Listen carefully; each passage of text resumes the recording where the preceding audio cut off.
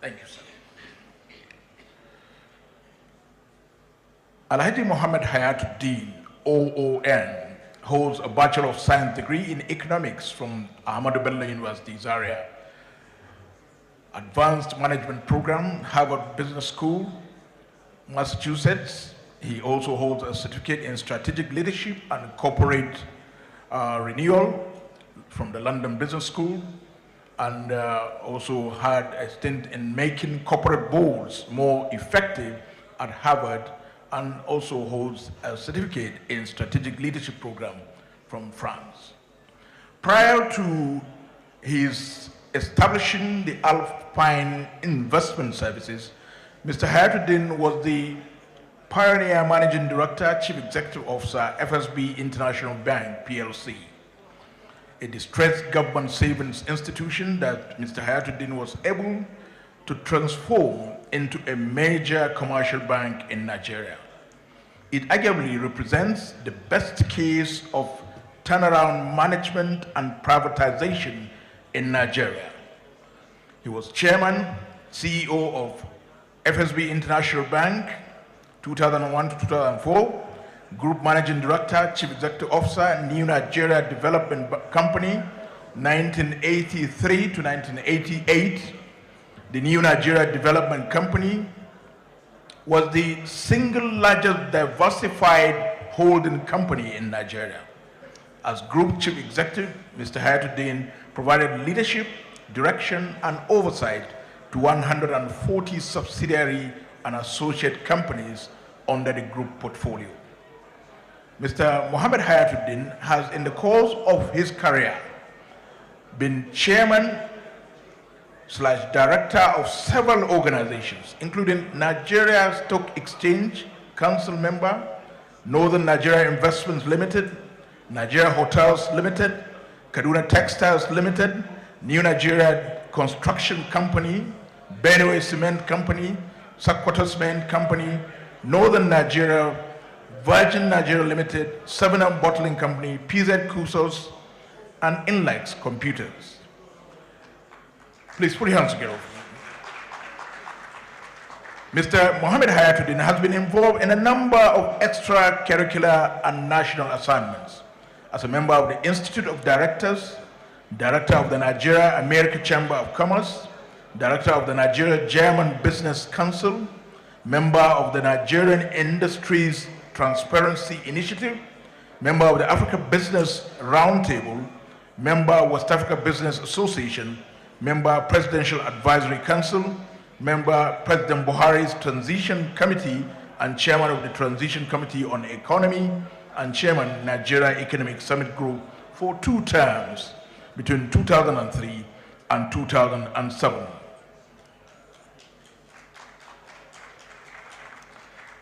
Mr. Mohammed Hayatu-Deen founded the Alpine Group in 2005, a project development company that focuses on intervening in high-growth sectors of the economy through direct investment. Alpine's flagship project, the Ado Bayero Mall in Kano, which was commissioned in 2014, is currently the largest shopping mall in operation in West Africa. Please put your hands together for that. In recognition of his services to the nation, President Olusegun Obasanjo bestowed a national honor of Officer of the Order of the Niger, OON, on Mohammed Hayatu-Deen in the year 2000, 25 years ago. Malam Mohammed Hayatu-Deen is happily married to Hafsat, and they have 5 children. Today, or rather this afternoon, we will be listening to him to speak to us on harnessing technology as a driver of development in northern Nigeria. You will agree with me, we can't have a better person. Please put your hands together for Mr. Mohammed Hayatu-Deen as he comes over to the podium.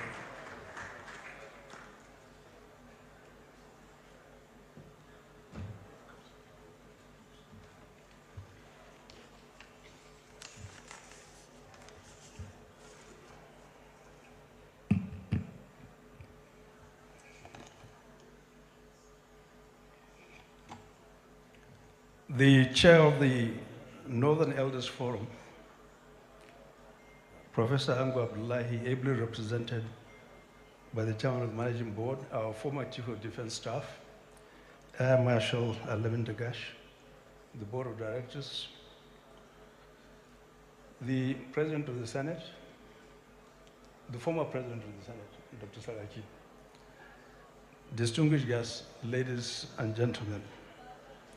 What an honor it is to be invited today to give a keynote address titled Harnessing Technology as a Driver of Development in this part of the country. It is such a contemporary and forward-looking topic that is rapidly transforming the future of the world in the 21st century.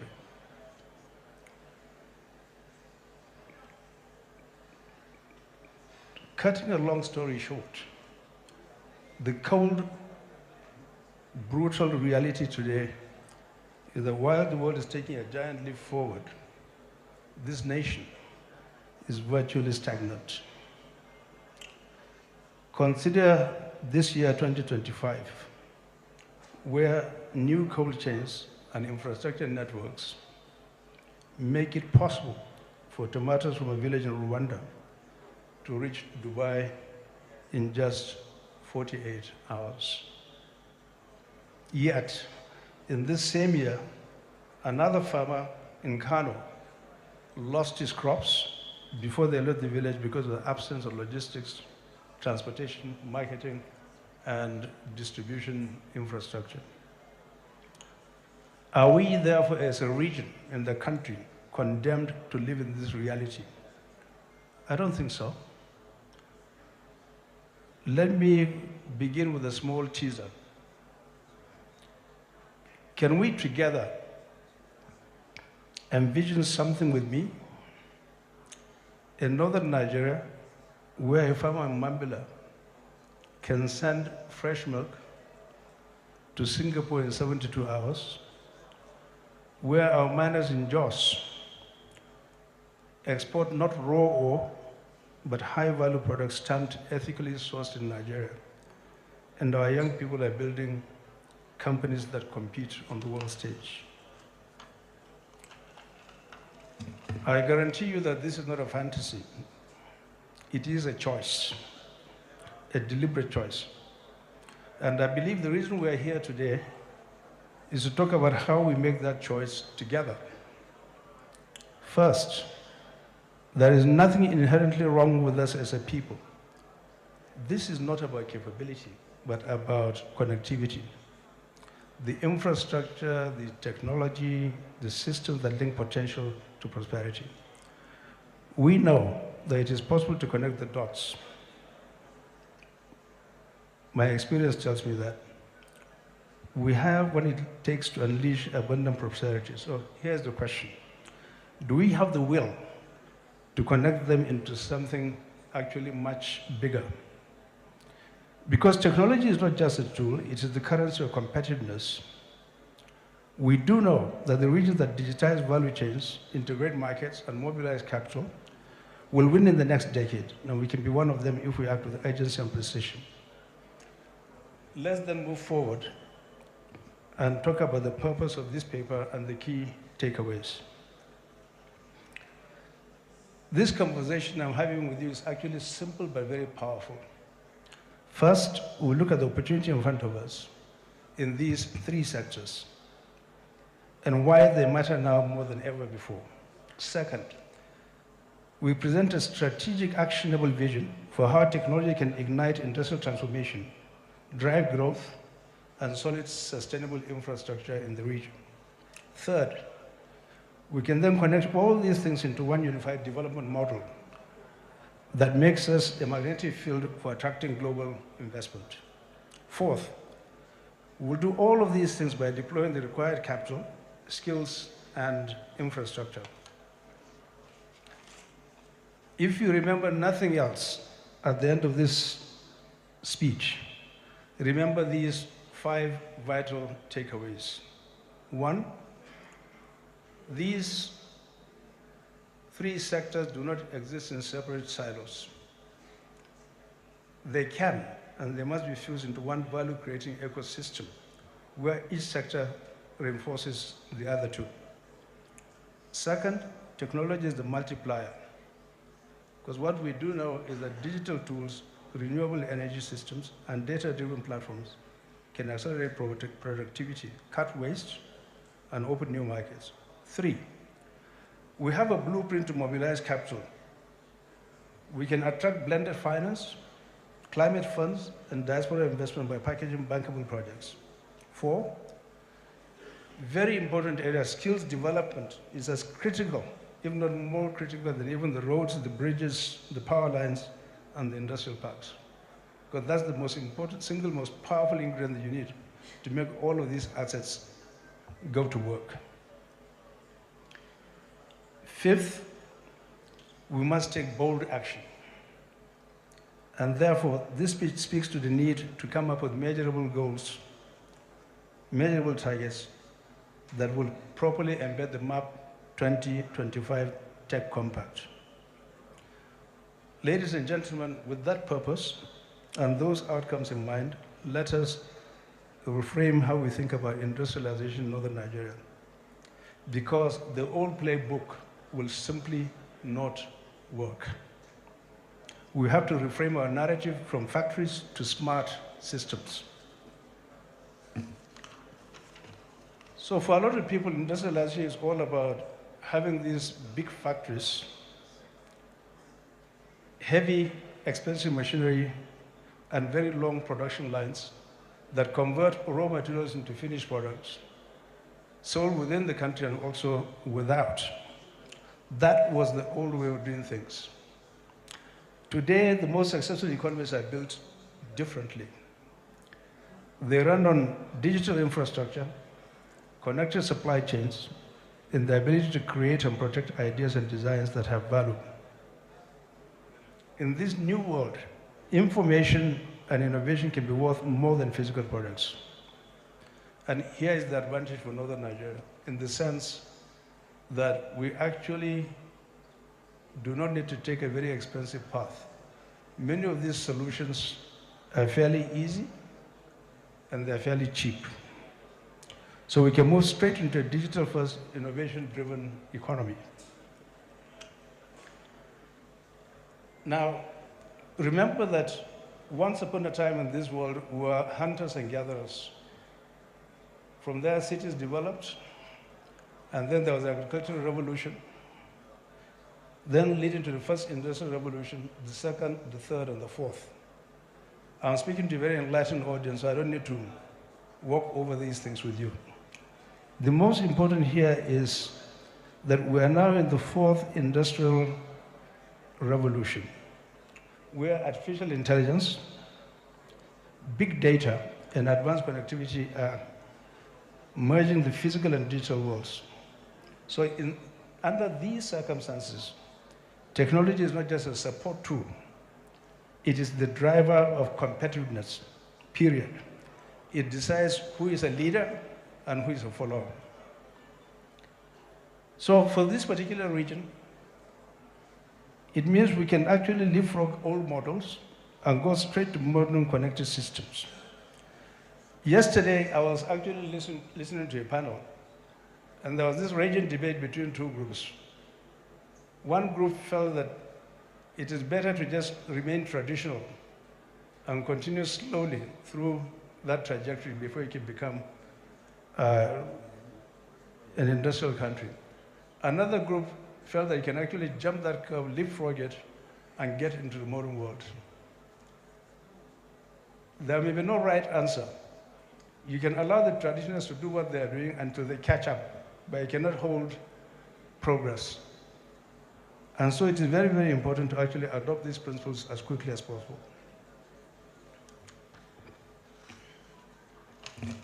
This, of course, means building smart industrial areas where fast internet, cloud services, and digital payments are as basic as roads and electricity. It means using online government services so that business registration, licensing, and customs clearance happen quickly and easily. It also means focusing on high-value sectors of the economy like software, financial technology, and creative industries that bring strong returns without needing massive physical infrastructure. And we do not really have to imagine what it looks like. There are numerous examples around the world. In India, the Digital India program built a national digital ID, fast payment systems, and open data platforms. The government simply just provided the base, and business built services on top of that base, from online shopping to healthcare, reaching even the most far away rural communities. Take another example, the example of Rwanda. Rwanda is small, not as much endowed as us. It has invested heavily in technology parks, nationwide internet coverage, and online government services. Combined with training programs and supportive policies, it became a recognized technology, industrial, and tourism hub. This demonstrates, like Senator Saraki and others have said, that political will, strong and robust leadership, policy coherence, and a clear digital-first strategy can elevate a country from being a renegade to a star player around the global stage. For our region, therefore, going digital first also means looking beyond mining, agriculture, and power to integrate other complementary enablers. These are exceedingly important. They, in and of themselves, cannot actually provide the solution that is required. What are these enablers? One, region-wide or nationwide broadband and affordable devices so everyone can connect. Everything sits on that, actually. Without that, forget it. Two, STEM education and skills training from school to vocation centers are critical. You need the people who are fully equipped to take on this challenge. Healthcare technology is critical in order to complete the ecosystem of human capital development so that it can reach rural areas and then improve planning. Four, modern transport and logistics, which must be linked to after trade routes. I'm talking of the African Free Continental Trade Area. Creative industries such as film, music, and fashion, based on our rich cultural history, must be globalized through online platforms. Then, critically, financial services innovation through mobile banking, microloans, and safe spaces for new ideas to grow. So if we can shift from our old factory mindset to smart connected systems, we will not just catch up, we'll set the pace. And that brings us to why Northern Nigeria's position matters so much in the bigger picture. What do we have as far as the North is concerned? First, we are not starting from ground zero. This has been ably discussed within the last 1.5 days. Our strengths are real and powerful. We sit in a location that connects West Africa to the Sahel, Central Africa, and North Africa. We are connected to at least 9 countries, and they're all within reach. That makes us a natural trade bridge, a position that will only grow in value as the African Continental Free Trade Area expands. Second, we have a young, energetic population, millions of people ready to learn, work, and create if given the right tools. Our land is rich, like the previous set of speakers have said, in everything that you can imagine in terms of natural endowments. Third, the opportunities ahead are enormous. We can position this region as both a physical and a digital gateway for trade across Africa.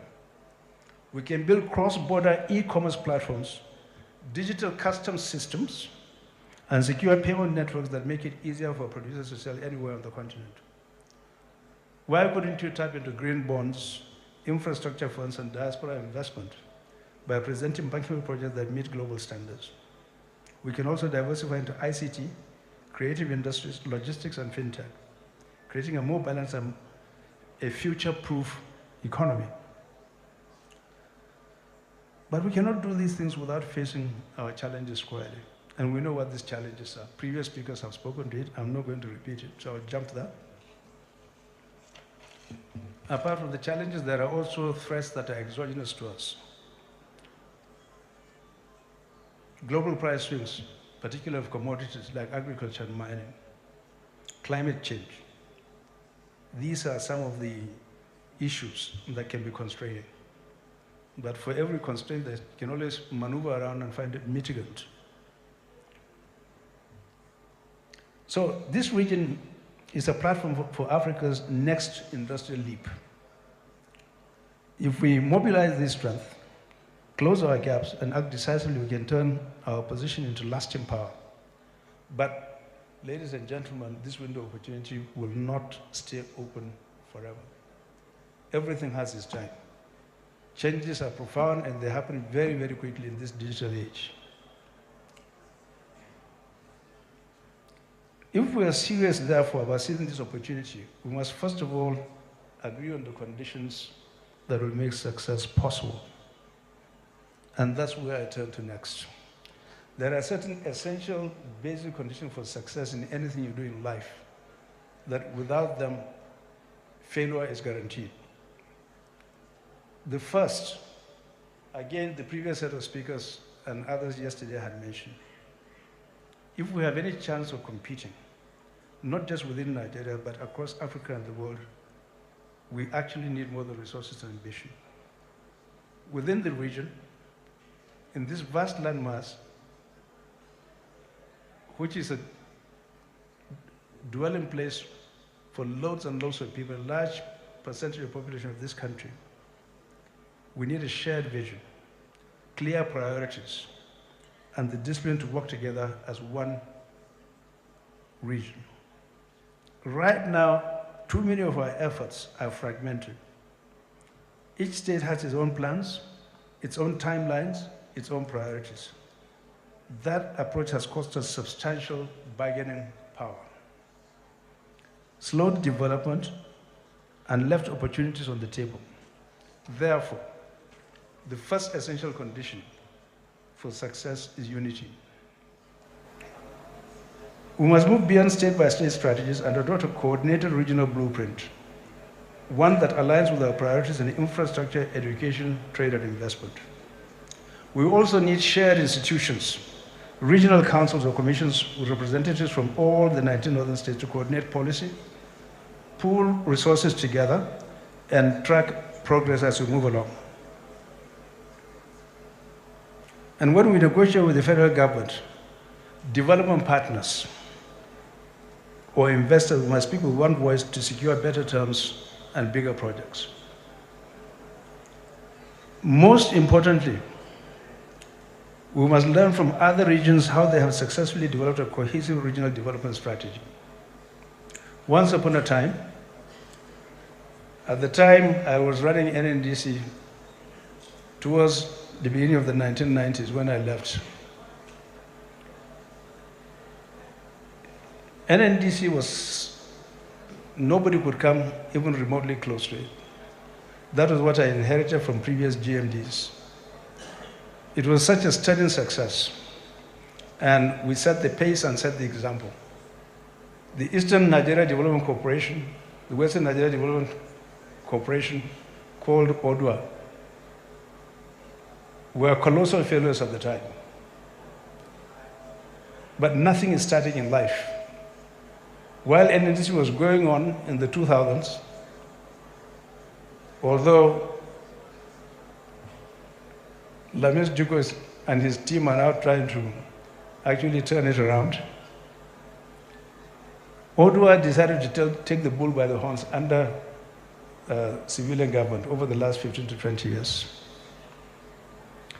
So, for example, therefore, the Western Nigeria Development Agenda called DAWN, which was developed quite a while ago, it is actually a very robust document, has since been mobilized into a development commission that integrates all the southwestern states. And they have a permanent professional secretariat that drives long-term plans beyond political cycles.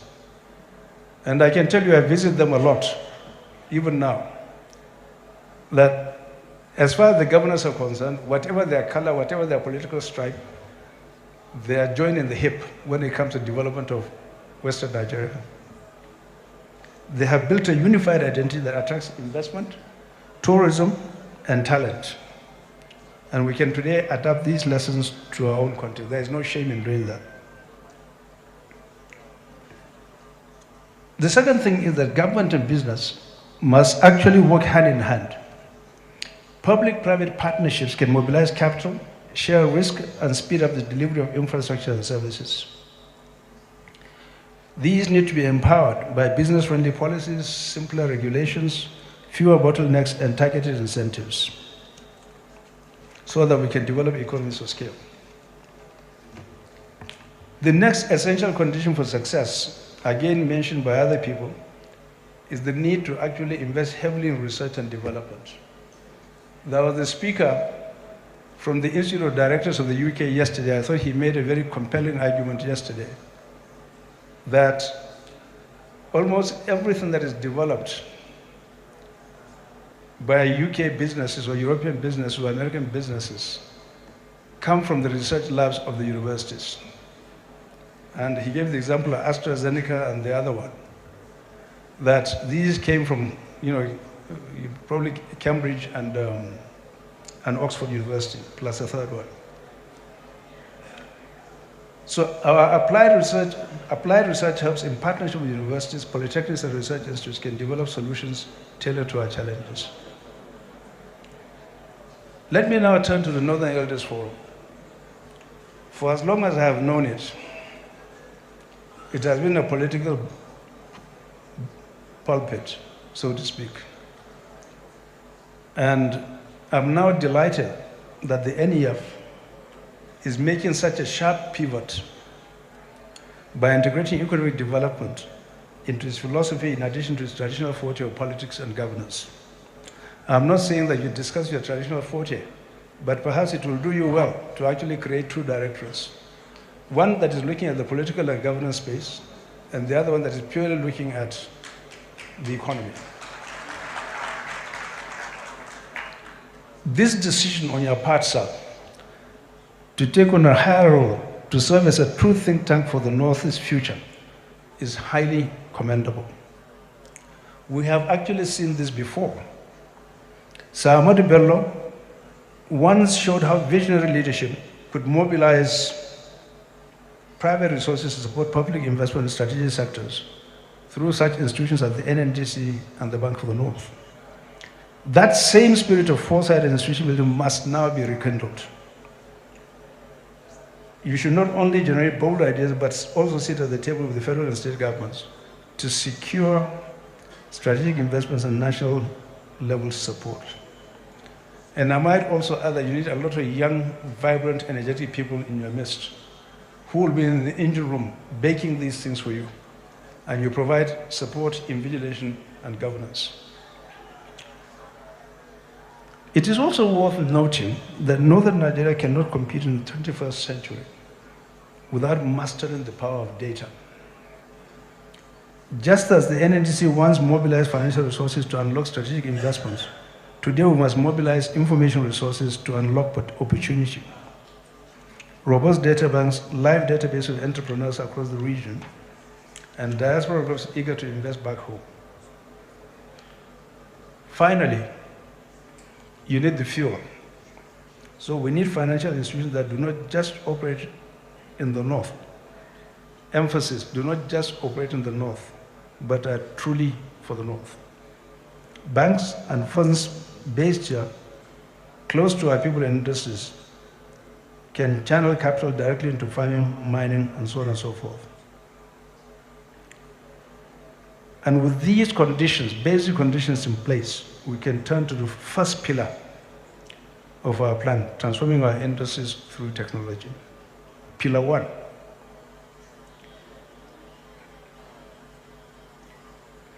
In today's world, the speed at which we turn our resources into value spells the difference between success and failure. I call it resource to revenue velocity. How quickly raw materials, get converted into products and services that can be sold in the marketplace. In mining, blockchain can track minerals from source to export, meeting global ethical standards and attracting premium buyers. Artificial intelligence can help us find commercially viable deposits faster and cheaper, reducing risk. Modular processing plants near mine sites can add value locally, create jobs, and cut transport costs. In agriculture, precision tools like drones, soil sensors, and satellite imagery can boost yields and make farming more resilient to climate change, enabling weather prediction. Digital marketplaces can actually connect farmers directly to buyers across Nigeria and Africa, cutting out exploitative middlemen. In power, smart grids can balance supply and demand in real time, reducing outages. Pairing solar, hydro, and wind with modern storage solutions can give factories and communities reliable energy. From a financial viewpoint, technology also makes industries more attractive to investors.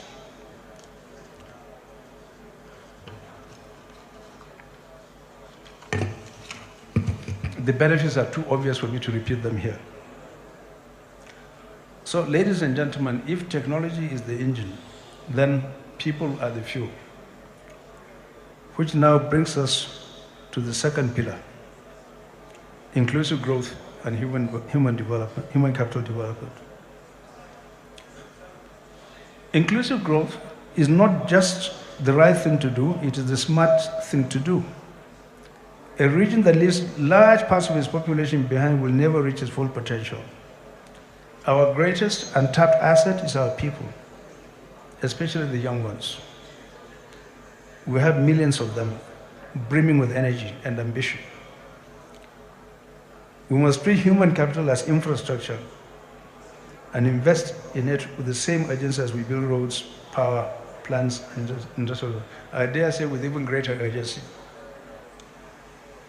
So one bold step is to create a digital skills sovereign wealth fund. What do I mean by that? I'm referring to a dedicated pool of capital funded by a small share of revenues from mining, agriculture, and climate finance projects. This fund would be ring-fenced for large-scale skills training, governed responsibly and transparently, and focus on preparing our people for the jobs of the future.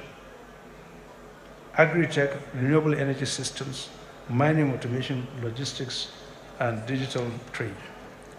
We can deliver these skills through innovative scalable models, such as mobile-based apprenticeship that connect rural youth to global gig markets, allowing them to earn while they earn, modernize technical colleges, equipped with industry-grade tools to prepare students for high-demand trades, dual training programs co-designed with employees so graduates are job-ready from day one. And we must design these programs to be inclusive by intent, reaching women, rural communities, and people from all parts of the northern part of the country. The private sector must be a full partner here. Businesses must co-invest in training, offer internships, and help shape curricula so skills match market needs.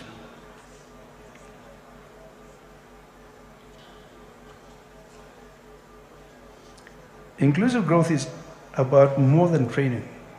It is about creating an ecosystem where talent can thrive and policies that reward innovation and entrepreneurship.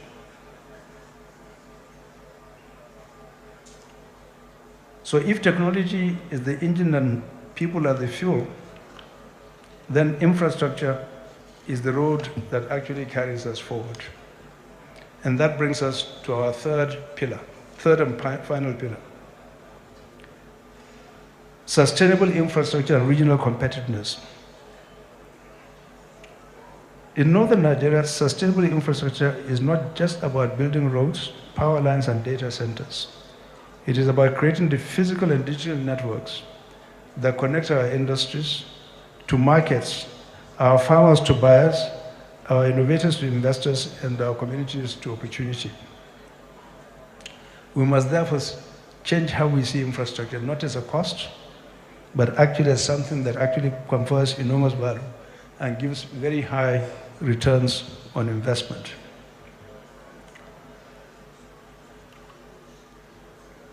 Technology can make these investments smarter and more efficient. For a moment, imagine rural roads monitored by sensors and drones, so repairs are scheduled before damage becomes costly. Imagine power grids that adjust supply in real time to match demand, reducing outages. Imagine transport corridors with predictive maintenance systems that keep goods moving without delays. Financing this transformation will require creativity. That's the next point. Blended finance.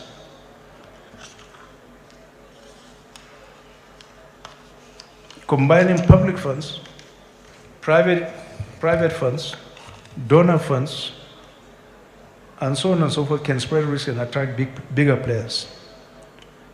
Ladies and gentlemen, in addition, guarantees and insurance are critical to making these things financeable and viable. What is the payoff? It is huge. Efficient logistics and reliable power lower production costs. The question is not whether we need infrastructure, it is whether we'll build it in a way that lasts, pays for itself, and keeps us competitive for decades to come. So, if we can just take a break here and ask the question, having put these three pillars in place, the next step, what is the next step? We must mobilize the capital to actually make it happen. So we build the vision, we have set the pillars. How do we pay for it? Capital, of course, is the lifeblood of transformation. Without it, even the most brilliant plans remain nothing but ideas on paper. But capital does not just appear. It must be attracted, structured, and used wisely and efficiently. The way we mobilize and manage will decide whether Northern Nigeria's transformation is a slow march or a rapid leap. The first step is to identify truly bankable projects, ventures with clear revenue models, measurable impact, and the ability to generate returns for both investors and communities. And these cannot be vanity projects. They are commercially viable, socially relevant, and aligned with our development priorities. Once we have a pipeline of such projects, we blend our sources of capital, and I've already mentioned those sources of capital. Now, attracting capital is only half the solution. The more compelling part is how do you deploy it? It's even more important. So performance-linked financing must become the norm. Releasing funds only when agreed milestones are met to ensure accountability, reward efficiency, and build investor confidence. I have a suggestion here. To make this process faster, more transparent, and more accessible, I recommend that we create the Northern Nigeria Development Exchange, a digital marketplace for vetted investment opportunities. Imagine a platform where investors can browse a curated list of pre-screened projects, access detailed data rooms, and track progress in real time. A place where a pension fund in Lagos, a development bank in Europe, a Nigerian entrepreneur in Dubai can all find opportunities that match their criteria, confident in the governance and oversight behind them.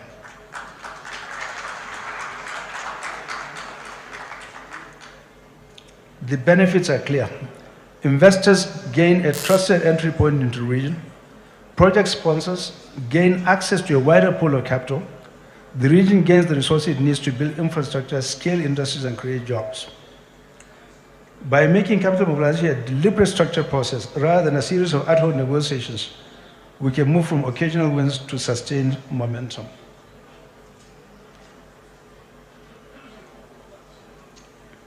Capital is not just money, it is confidence, credibility, and commitment.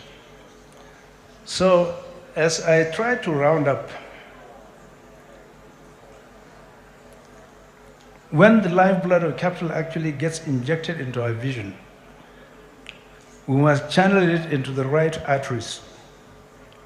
In other words, integrated growth corridors and special trade and industrial clusters that is focused on AFTA, African Continental Free Trade Area.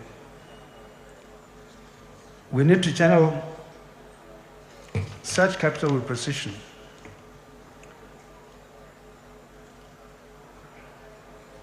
So the most powerful way to do that is through integrated growth corridors, special trade and industrial zones, where mining, agriculture, and power are not actually separate and distinct entities, but chapters of the same book.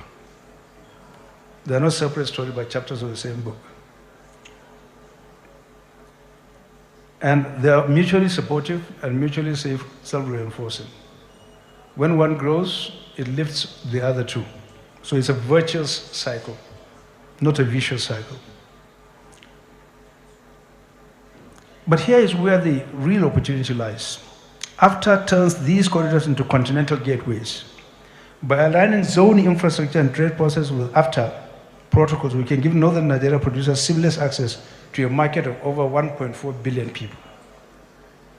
Such things as digital customs clearance, so goods move quickly, harmonized trade standards, cross-border e-commerce platforms, etc., etc.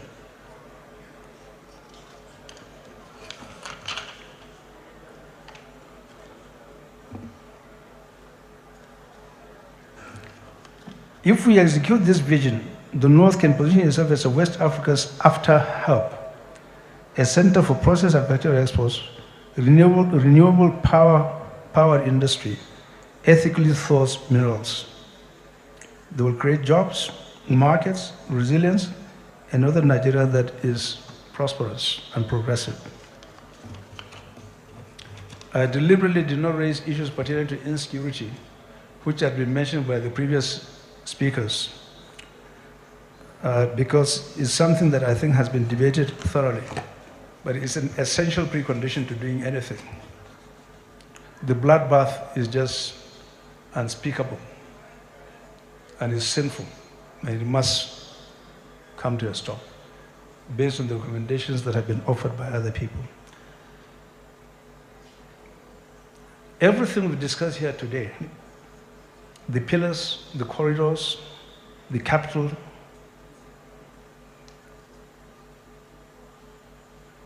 none of these will matter much without one final ingredient, a call to action for MAP 2025 Technical Compact. MAP stands for Modernize, Accelerate, Prosper. Three imperatives that must guide our actions over the next 5 years. Under this compact, we need to commit to digitizing at least half of agricultural value chains by 2030. So farmers, processors, and exporters are connected through transparent, efficient, and profitable systems. Training 3 million young people, in my view, by 2028 in technology-driven skills. You'll be amazed. These young people, their brains are like sponge. They can absorb, they can analyze, and they can process very, very quickly. Their brains are very congenial to learning. Achieving 40% renewable energy penetration by 2028 in just 3 years in our industrial zones. Therefore, cutting costs, improving reliability, and positioning Northern Nigeria as a leader in green industry. The next thing is embedding AFTA protocols into our trade systems, so our producers can access continental markets with the same ease as domestic ones. One very important point is that we require a regional data bank. You cannot do anything without a data bank. And this data bank should actually fall into 3 major categories. There are many of us who actually live in the past. It is time to take a forward motion. Anybody who is 60 or 65 or 70 or 75 may not actually be aware of a rising class of entrepreneurs who do not care about publicity, do not care about government. They hunker down, they run their businesses. There are so many of them here in Northern Nigeria. It's unbelievable when you, perchance, meet them at conferences. It is important that while we talk about the big boys in industry in the North and the South, there's a groundswell of business people who are actually emerging today as the new class. And we need that data. The NEF has to enable an infrastructure for actually collecting that data. The second data, which was even amazing to me, was that within the development space, when Donald Trump came into office, America retrenched development capital from all over the world. It was mind-boggling to me to see the number of very young, able Nigerians, men and women, who actually had been released from their jobs from various NGOs, exceptionally competent people, who can speak to their subject matter with distinction and competence. Very, very good people. We need to get that data. They are all over the place. We've just hired one or two into the Bordeaux Development Foundation, and it's just phenomenal, the kind of people who actually are available. You will find them all over Northern Nigeria. So that database is important. Similarly, focusing on the universities, our science and technology institutes, polytechnics, etc., we need to amass that data. So I think these things are critical. I went to a conference abroad, and I met at least 500 men and women, entrepreneurs who are distinguished in their own right. Diaspora Northern Nigerians who are overseas, looking for opportunities here.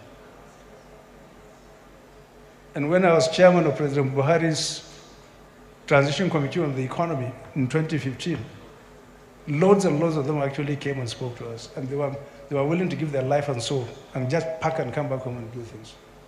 But we know the story, don't we? The subsequent story. So I think it is important, sir, for you and your team to actually mine that data, amalgamate them, aggregate them, and find ways in which you can actually access these three different groups of people. Finally, two other issues. Establish regional data, establish regional financial institutions to drive growth. Having been in this field for a very long period of time myself, I would like to recommend the following. NNDC is actually on its way to being restructured. And they're doing their best, I believe, to try to bring it to a position of preeminence. The chairman is here. The northern governors have had the foresight to actually allow them to bring in people from the private sector into their board of directors, to imbibe new norms and new ways of doing things. But the recommendation here is that we need one more regional development bank with focus, particular focus on mining, agriculture, and power. And it should be the combined effort of both the public sector and the private sector. Second, we will need two national commercial banks with a national license, because the capital threshold for licensing a national bank is much higher than that of a regional license. So two national commercial banks here, for the reasons which I had mentioned earlier.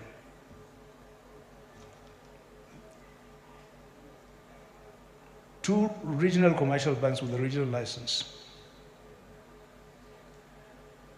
One mortgage institution of a decent size. And a network of fintech platforms, which are much easier to actually enable a license.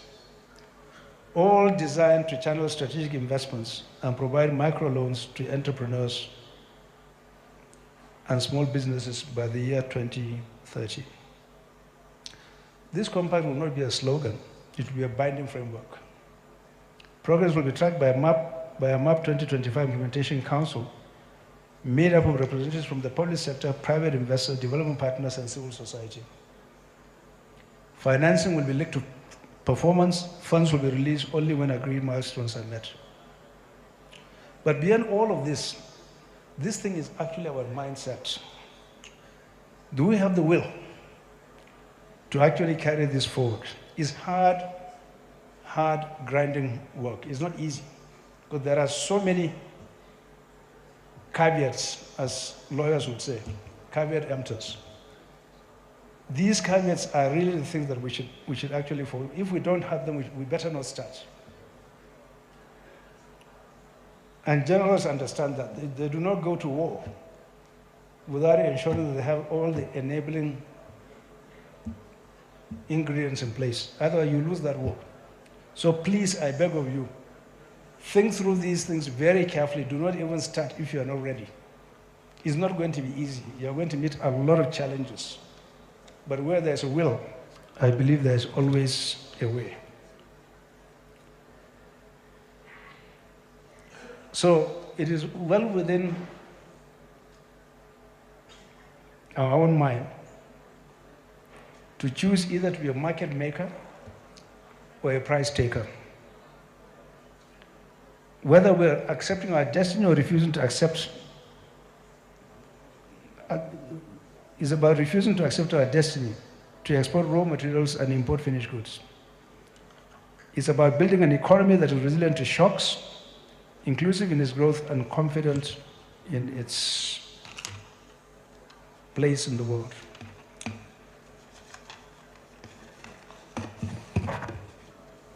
In conclusion, just one final quick point.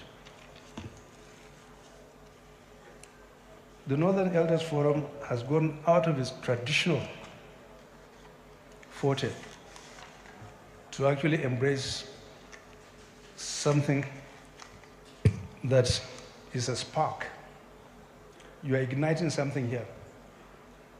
Whether you did it deliberately or unconsciously, the people in this room and people outside all over Nigeria are going to hold you accountable to see whether you are actually going to continue embarking on this journey, or like many other things in this country, things start, people clap,